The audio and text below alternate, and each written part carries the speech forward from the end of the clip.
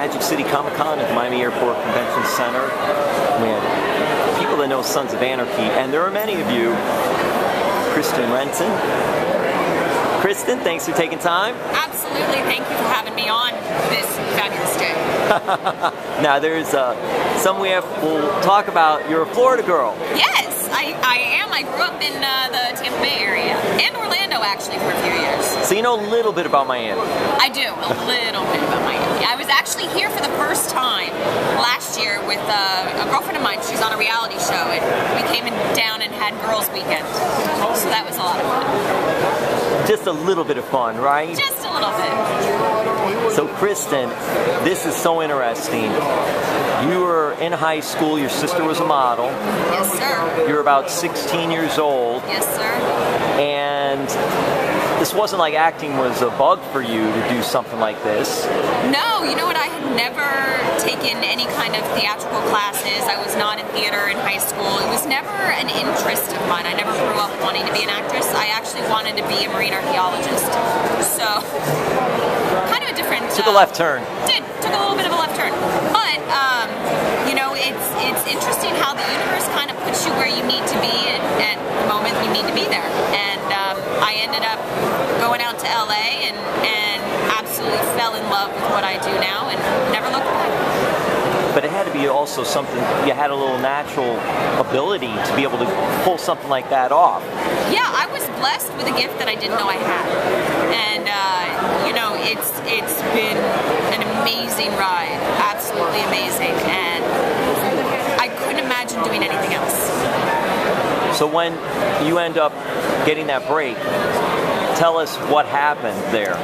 Well, I ended up, an agent from LA came to Tampa, and I ended up through a very interesting chain of events at a cattle call in Tampa, and I was one of 3 out of 350 kids that showed up that he asked to come to LA. No experience, nothing beforehand. No. You went out there and just did it, and were able to be one of the ones chosen. Absolutely. It was one of those moments where my parents said, you know, it's up to you, but we don't want you to look back on this and say, what if? So I thought that was very profound, and I said, let's do it. If I hate it, we'll come home. No big deal. Now, you could have just done it and that would be it, but for those that are watching this, you still ended up getting your GED, your high school diploma. I did. I got, because I was 16 and a half when I went to Los Angeles, so I got my GED right when I got there so I would be able to work as an adult. However, I continued my studies and ended up getting my diploma at 18. And currently, you're pursuing a college degree. Even with all these successes you're having, which you really don't need a degree right now, this is something you decided to do. Yeah, it's, my parents actually met at Penn State, and I've always wanted to go there. So. Nittany Lions. Yes, exactly. So, a few years back, I applied and was accepted, and I have been doing basically a course a semester, because that's all I have time for, and you know, I want to do it right, but it'll probably take me a while, but I'm doing it. I'm going to get my degree. What is a day like right now for Kristen Renson? You know, it's going to be pilot season again, and I've got so many things that I'm venturing into. I'm writing a children's book. I'm starting a clothing line. I'm going to try and start selling some of my photography, and on top of that, I'm auditioning. I'm doing, you know, I'm here at the Magic City Comic Con, and you know, signing autographs and meeting people, and so every day is different. Every day is different. You know, whether you have to audition or you got to be on set or you're doing something like this, every day is different, and Lord knows I could use some sleep. You have enough time later on in life to get some sleep, right? You know? Kristen, you gotta talk a little bit about Sons of Anarchy because it's such a huge show. What was it like for you to be able to get cast to be in that? You know, I joined the cast in the second season, and no one really knew then that it was going to take on the kind of life form that it did. It's always, yeah, people say that. You never know what's going to hit. You don't. I mean, the first season, they didn't have that great of ratings. I had heard of the show, but I didn't really know what it was about. And then, you know, come the third and fourth seasons, I mean, the fan base just became huge, and it really took off, and it had this whole cult following, and it was just been amazing. And so, you know, I knew how blessed I was to be able to be a part of it and to play such a memorable role in such a hated character and have so much fun doing it. Because you're such a hated person in real life. I mean, is that it? Complete polar opposite of the character I play. Believe me, I had more fun playing her than I've had in my entire life in reality. So it was definitely an interesting ride, and everybody that I was blessed to work with, I mean, there was not one bad thing I could say about anybody. We were a fabulous dysfunctional family. So, what about some of the charity work that you're doing? Because you're involved in a lot of charity. I noticed the Humane Society, but it's more than that. And just how important is it when you're someone in a role model capacity to do things like that? Thank you. Ever since I was a little girl, I've been actively involved in different animal charities. Growing up in Florida, it was Save the Manatee. It was World Wildlife Fund. It was Save the Reef.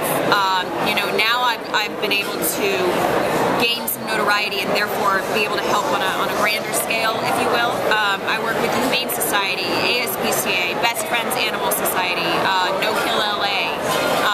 And in LA, I am an honorary board member of 2 different organizations, Tassie Fund and Boxer Rescue Los Angeles. And you know, I talk the talk, but I walk the walk. I go and I clean out kennels, and I pick up dogs from abused homes and place them. I foster. I've raised pups from when they were 5 days old. I mean, I've seen and done a lot of it. I've been with dogs when we've had to put them to sleep, which is awful and some of the most painful moments of my life. But you know, to have the ability to change the lives of these animals and to help them and take them out of these, you know, horrible situations, it's just, it's worth it. It's all worth it. Kristen, with Sons of Anarchy,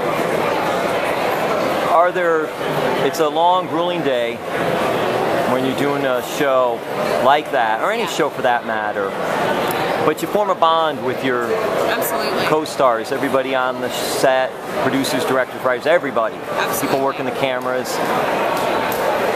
When you do have that free time, what do you do? Or are you so busy that you're just doing other things when you're done with Sons of Anarchy? I'm all free time? What is that? You know, when we filmed Sons, it was mainly from May till September, October. You know, and then once that would wrap, you'd be going into the holidays, so it'd be a little bit crazy. And then in the beginning of the next year's pilot season, so you're auditioning or you're working or whatever it may be, and then you pick back up and start filming again. So there really is, if you want downtime, you have to plan for it. I mean, there really is no time where I'm just sitting there twiddling my thumbs, you know. At least I try to keep it from happening. You know, there's always a charity that I could be working with, or a Comic-Con I could come to, or, you know, I'm writing, or I'm doing something. There's always something that's going on. I just tried to have my first vacation in like 6 years, and it didn't really work very well. But I tried. So, you know, there's not really any downtime, but I wouldn't change it for the world. I love what I do. Do you have somebody, whether it be on Sons of Anarchy or other TV movie, who you've met and you had one of those wow moments? As a person, you're like, oh my God, I met this person.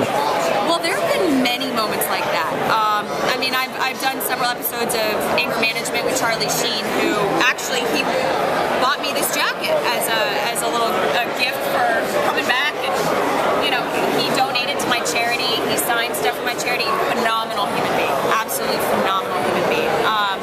You know, Katie Seagal, Ron Perlman, Ryan Hurst, all of them on Sons, and Betty White I met at a Dogs for the Deaf animal charity. Right, because she's very big with animals and helping them. Exactly. And you know, that was probably the moment where I geeked out the most. I mean, it's Betty freaking White, you know?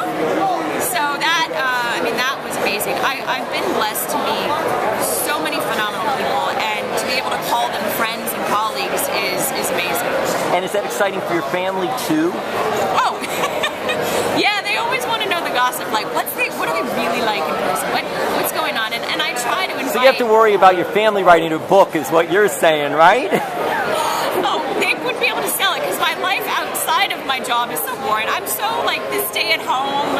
I don't go out to the clubs. I don't do drugs. I don't do any of that fun stuff. So nobody's gonna want to hear about it. All right, Kristen, thanks for taking some time with this. Absolutely, thank you.